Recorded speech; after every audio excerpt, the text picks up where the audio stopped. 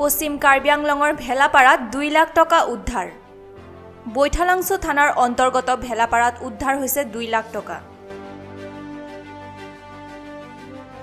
AS02AA 3695 নম্বৰৰ এখন কলা ৰঙৰ অল্টো গাড়ীৰ পৰা উদ্ধাৰ কৰা হৈছে এই টকাখিনি ইনামুদ্দিন নামৰ ব্যক্তিৰ পৰা উদ্ধাৰ হোৱা এই ধনখিনি তাজউদ্দিন নামৰ এজন ঠিকাদাৰে বৈঠালাংছুলৈ ৰোগী চিকিৎসাৰ বাবে প্ৰেৰণ কৰা বুলি আহিছে পোহৰলৈ এপিনে আৰক্ষীয়ে 2 লাখ টকাৰ লগতে ৰাজমিস্ত্ৰীত ব্যৱহৃত কুঠাৰ কৰদ দা আৰু অন্যান্য সামগ্ৰীও উদ্ধাৰ কৰিছে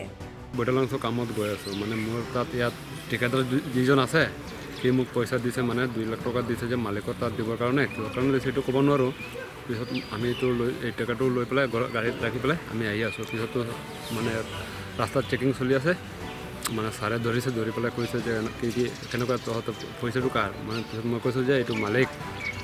ঠিকাদাৰে দিছে মালিক দিবৰ কাৰণে এইটো পিছত মোক টানত লৈ আহিছে